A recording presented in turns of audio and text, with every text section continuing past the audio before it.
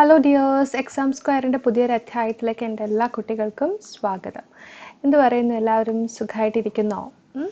ഇപ്പോൾ ഇന്നത്തെ ക്ലാസ് എന്ന് പറയുന്നത് വരുന്ന LD ടൈപ്പിസ്റ്റ് എക്സാംസിന് വേണ്ടിയിട്ടുള്ള ക്രാഷ് കോഴ്സാണ്. അപ്പോൾ ആൾറെഡി ഒരു കുറച്ച് ക്ലാസ്സുകൾ നമ്മൾ കവർ ചെയ്തിട്ടുണ്ട് കേട്ടോ. അപ്പോൾ ഇന്ന് മാത്സിൻ്റെ ലാസ്റ്റ് ക്ലാസ് ആണ്, അതായത് 3D ജോമെട്രിയാണ് നമ്മൾ ഇന്നത്തെ ക്ലാസ്സിൽ പ്രാക്ടീസ് ചെയ്യാനായിട്ട് പോകുന്നത് കേട്ടോ. സോ നമുക്ക് ക്ലാസ് സ്റ്റാർട്ട് ചെയ്യാം. നമ്മുടെ ചാനൽ ആദ്യമായിട്ടാണ് കാണുന്നതെങ്കിൽ ചാനൽ ഒന്ന് സബ്സ്ക്രൈബ് ചെയ്യാൻ മറക്കരുതേ. അതുപോലെ തന്നെ നിങ്ങൾക്ക് ക്ലാസ് ഇഷ്ടമായാൽ ക്ലാസ് ലൈക്ക് ചെയ്യുക, നിങ്ങളുടെ കൂട്ടുകാർക്ക് ഷെയർ ചെയ്ത് കൊടുക്കാനും മറക്കരുത്. സോ നമുക്ക് ക്ലാസ് സ്റ്റാർട്ട് ചെയ്യാം. അപ്പോൾ ഇന്നത്തെ ക്ലാസ്സിൽ നമ്മൾ 3D ജോമെട്രിയാണ്, അഥവാ ത്രിമാന രൂപങ്ങളിലെ പ്രീവിയസ് ഇയർ ക്വസ്റ്റ്യൻസ് ആണ്, PSC ചോദിച്ചിട്ടുള്ള പ്രീവിയസ് ഇയർ ക്വസ്റ്റ്യൻസ് ആണ് നമ്മൾ പ്രാക്ടീസ് ചെയ്യാനായിട്ട് പോകുന്നത് കേട്ടോ. സോ ഒട്ടും താമസിപ്പിക്കുന്നില്ല, സ്റ്റാർട്ട് ചെയ്യുവാണേ. നോക്കിക്കേ, ഫസ്റ്റ് ക്വസ്റ്റ്യൻ നോക്കിക്കേ. If the radius of A cylinder is doubled and the height is half, what is the ratio between the new volume and the previous volume? അതായത് ഒരു വൃത്തസ്തംഭത്തിൻ്റെ ആരം ഇരട്ടിയാകുന്നു, അതിൻ്റെ ഉയരം പകുതിയാകുന്നു, എന്നാൽ ആദ്യത്തെ വ്യാപ്തവും ഇപ്പോഴത്തെ വ്യാപ്തവും തമ്മിലുള്ള അനുപാതമാണ് ചോദിച്ചേക്കുന്നത്. അപ്പോൾ നമുക്ക് ഒരു സിലിണ്ടർ ഉണ്ട്, ആ സിലിണ്ടറിൻ്റെ ബേസ് റേഡിയസ്, ഇപ്പോൾ സിലിണ്ടർ ടീച്ചറോട് വരയ്ക്കാം. ഇപ്പോൾ സിലിണ്ടർ ഉണ്ട്, ഇപ്പോൾ ഒരു സിലിണ്ടറിൻ്റെ ബേസ് റേഡിയസ് പാറന്നിരിക്കട്ടെ. അതുപോലെ തന്നെ അതിൻ്റെ ഹൈറ്റ് എന്ന് പറയുമ്പോഴത്തേക്കും ഇതാണ് അതിൻ്റെ ഹൈറ്റ് എന്ന് പറയുന്നത്, ഹൈറ്റ്. അപ്പോൾ ഒരു സിലിണ്ടറിൻ്റെ റേഡിയസ് എന്ന് പറയുന്നത് എന്താകുന്നു? 2r ആകുന്നു. റേഡിയസ് 2r ആകുന്നു. അതുപോലെ തന്നെ ഹൈറ്റ് എന്ന് പറയുന്നത് h/2 ആയിക്കഴിഞ്ഞാൽ ആദ്യത്തെ വ്യാപ്തവും ഇപ്പോഴത്തെ വ്യാപ്തവും തമ്മിലുള്ള അനുപാതമാണ് ചോദിച്ചേക്കുന്നത്. അപ്പോൾ നമുക്ക് സിലിണ്ടറിൻ്റെ വ്യാപ്തം അറിയണ്ടേ. വ്യാപ്തം അഥവാ വോളിയം എന്ന് പറയുന്നത് π × r² × h ആണ്. ഇത് വോളിയം 1, നമുക്കിതിനെ V1 എന്ന് പറഞ്ഞിട്ട് നമുക്ക് എടുക്കാം. ഇനി സെക്കൻഡ് വോളിയം എന്ന് പറയുന്നത് V2. V2ൽ റേഡിയസ് എത്രയാകുന്നു? 2r ആകുന്നു. അപ്പോൾ π × r² പകരം 2r². ഹൈറ്റ് എത്രയാ? h അല്ല, h/2 ആണ്. ഒന്ന് സിംപ്ലിഫൈ ചെയ്യാം. π × 2r² എന്ന് പറയുന്നത് 4 × r² ആണ്, h/2. ഈ 2ഉം ഈ 4ഉം നമുക്ക് വെട്ടാം.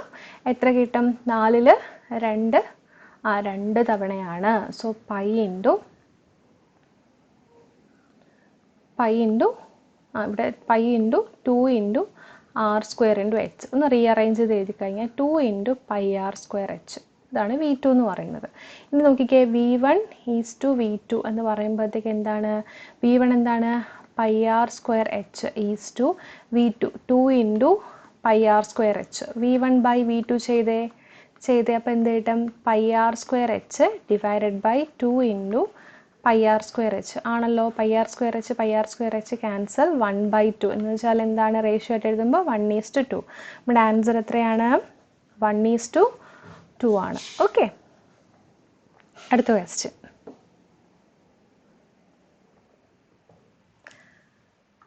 The radii of base of a cylinder and a cone are in the ratio 3:4.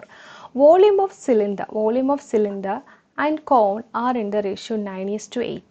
Then their heights are in the ratio. ഇതാണ് ക്വസ്റ്റ്യൻ. അതായത് ഒരു വൃത്തസ്തംഭത്തിൻ്റെയും വൃത്തസ്തൂപികയുടെയും ആരങ്ങൾ തമ്മിലുള്ള അനുപാതം 3:4, വ്യാപ്തങ്ങൾ തമ്മിലുള്ള അനുപാതം 9:8 ആയാൽ അവയുടെ ഉയരങ്ങൾ തമ്മിലുള്ള അനുപാതം എത്ര എന്നാണ് ക്വസ്റ്റ്യൻ ചോദിച്ചേക്കുന്നത്. അപ്പം എന്താ പറഞ്ഞിരിക്കുന്നത്? നമുക്കിവിടെ ഒരു സിലിണ്ടർ ഇരിപ്പുണ്ട് അല്ലേ, ഒരു സിലിണ്ടർ ഉണ്ട്.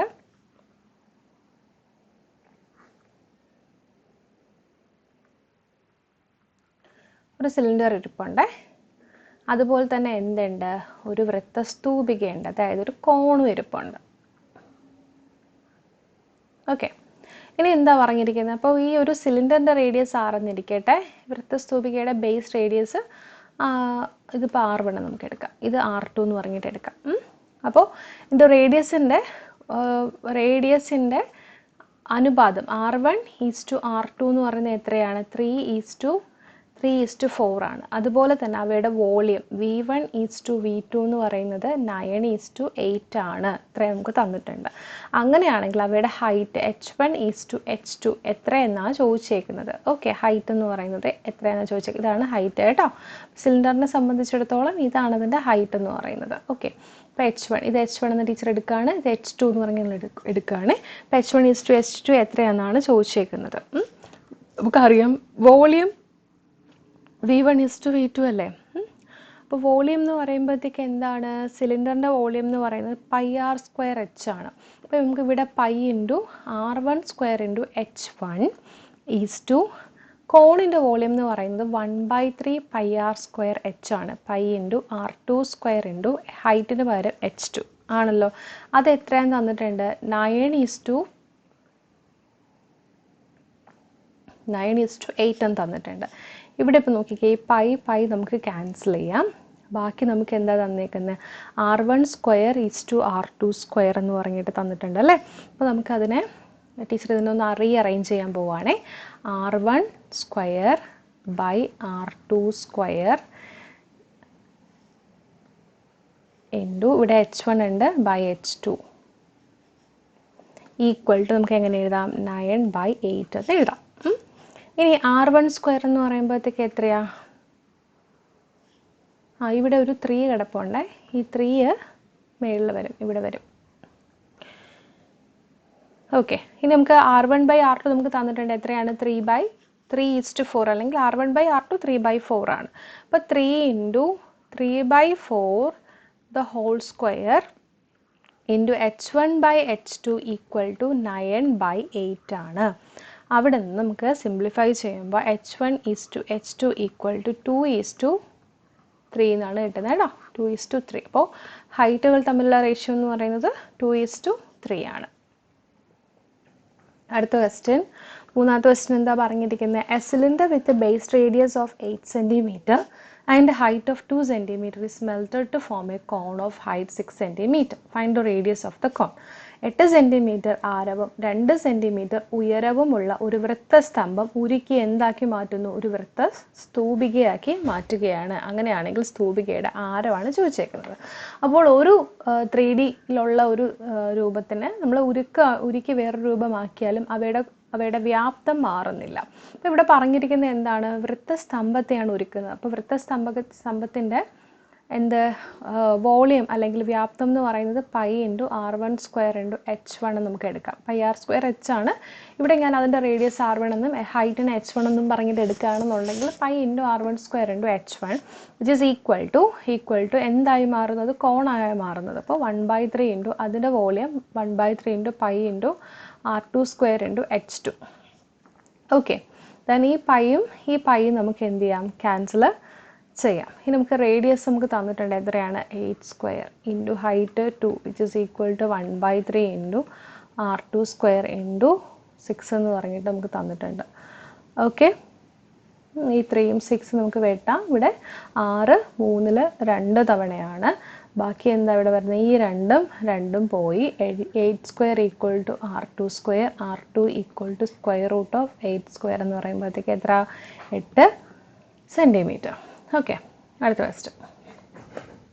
ക്വസ്റ്റ്യൻ എന്താ?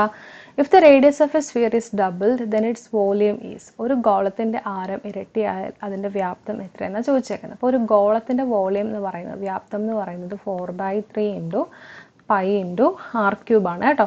അപ്പോൾ റേഡിയസ് എന്ന് പറയുന്നത് ഇരട്ടിയാകുന്നു. ആറിൻ്റെ പ്ലേസിൽ എന്താകുന്നു? 2r ആകുന്നു. അപ്പോൾ വോളിയത്തിന് എന്ത് സംഭവിക്കും? 4/3 × π × 2r the whole cube ആണല്ലോ.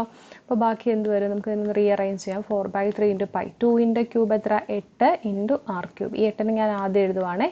8 × 4/3 π × r³. അതായത് 8 ടൈംസ് വോളിയം അല്ലേ? വോളിയം എന്ന് പറയുന്നത് 8 ടൈംസ് എന്ത് ചെയ്യുന്നുണ്ട്? ഇൻക്രീസ് ചെയ്യുന്നുണ്ട്. 8 ടൈംസ് ഇൻക്രീസ് ചെയ്യുന്നു. 8 മടങ്ങ് കൂടുന്നു. 8 മടങ്ങ് ആകുന്നു.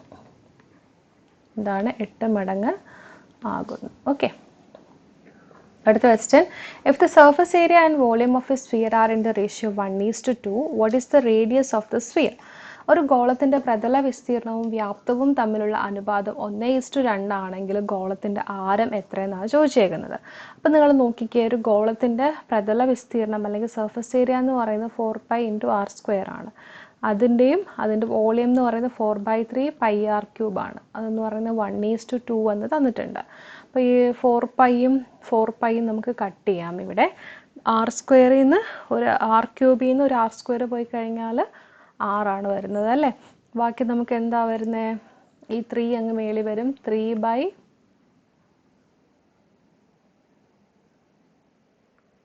ആർ ഈക്വൽ ടു 1/2 ആണല്ലോ. അപ്പോൾ r equal to 6. Cross multiply ചെയ്താൽ മതി, ആർ ഇങ്ങോട്ടാവും. ഈ 3 × 2 ചെയ്യുമ്പോഴത്തേക്കും 6 കിട്ടും. അടുത്ത question, a metallic right circular cone of volume 36 pi is melt into a sphere.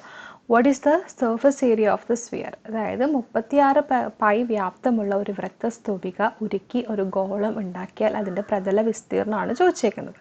അപ്പോൾ നമ്മൾ ചെയ്യേണ്ടതെന്ന് വെച്ച് കഴിഞ്ഞാൽ ഒരു മെറ്റാലിക് എന്താണ് റൈറ്റ് സർക്കുലർ കോണിൻ്റെ വ്യാപ്തം എന്ന് പറയുന്നത് 4/3 × പൈ × r³ ആണ്. അതിൻ്റെ വാല്യൂ 36 പൈ എന്ന് തന്നിട്ടുണ്ട്. അങ്ങനെയാണെന്നുണ്ടെങ്കിൽ അതിൻ്റെ പ്രതല വിസ്തീർണം ആണ് കണ്ടുപിടിക്കേണ്ടത്. പ്രതല വിസ്തീർണം എന്ന് പറയുന്നത് സർഫസ് ഏരിയ, അത് 4π × r². അപ്പോൾ നമ്മളിവിടെ നിന്ന് ഈ വോളിയത്തിൽ നിന്ന് എന്ത് കണ്ടുപിടിക്കണം? റേഡിയസ് കണ്ടുപിടിക്കണം. ഓക്കെ, ഈ 4ഉം 36 നമുക്ക് ക്യാൻസൽ ചെയ്യാം, 9 ആണ്. ബാക്കി പൈയും വെട്ടാം. ബാക്കി നമുക്ക് കിട്ടുന്നത് r³ ഈക്വൽ ടു എത്രയാണ്? 9 × 3 27. r equal to cube root of 27 എന്ന് പറയുന്നത് എത്രയാണ്? 3 ആണ്, 3 സെൻറ്റിമീറ്റർ. അപ്പോൾ സർഫസ് ഏരിയ എന്ന് പറയുമ്പോൾ എത്ര കിട്ടും? 4π × 3² 9. 9 × 4 എത്രയാ? 9 × 4 36 പൈ ആണ് ആൻസർ കേട്ടോ. അടുത്ത ക്വസ്റ്റ്യൻ. പിന്നെ ഒരു കാര്യമുണ്ട്, ഇവിടെ നമ്മൾ ഇത്രയും ചെയ്ത് കഷ്ടപ്പെടേണ്ട ആവശ്യമില്ല കേട്ടോ. അതായത് ഒരു റൈറ്റ് സർക്കുലർ കോണിനെ മെൽറ്റ് ചെയ്ത് സ്ഫിയർ ആക്കുന്നു. അതിൻ്റെ വോളിയം എന്ന് പറയുന്നത് 36 പൈ എന്ന് ഓൾറെഡി നമുക്ക് തന്നിട്ടുണ്ട്. നമുക്കറിയാം ഒരു കോണിനെ ഉരുക്കിയതാണ് സ്ഫിയർ ആക്കുന്നത്. അപ്പോൾ കോണിനെ ഉരുക്കി സ്ഫിയർ ആക്കിയാലും സ്ഫിയറിൻ്റെ വോളിയത്തിന് വ്യത്യാസം ഉണ്ടാവുന്നില്ല. അപ്പോൾ ചെയ്യേണ്ട ആവശ്യമേ ഇല്ല കേട്ടോ. 36 പൈ എന്ന് നമുക്ക് തന്നിട്ടുണ്ട്. അപ്പോൾ ആൻസർ ഡയറക്റ്റായിട്ട് നിങ്ങൾക്ക് എടുത്തെഴുതാം 36 പൈ എന്ന്. ഓക്കെ, ഇനി നമുക്ക് ഉള്ളത് റിവിഷൻ ക്ലാസ് ആണ് കേട്ടോ. ഇപ്പോൾ LD ടൈപ്പിസ്റ്റിൻ്റെ മാത്സിൻ്റെ ക്ലാസ് എല്ലാം കഴിഞ്ഞിട്ടുണ്ട്. അപ്പോൾ ഇനി നമുക്ക് റിവിഷൻ ക്ലാസ് ആണ്. അടുത്ത 2 ക്ലാസ്സുകളിലായിട്ടായിരിക്കും റിവിഷൻ ക്ലാസ് വരുന്നത്. സോ മറ്റൊരു ക്ലാസ്സുമായിട്ട് നമുക്ക് വീണ്ടും കാണാം. Till then take care, by.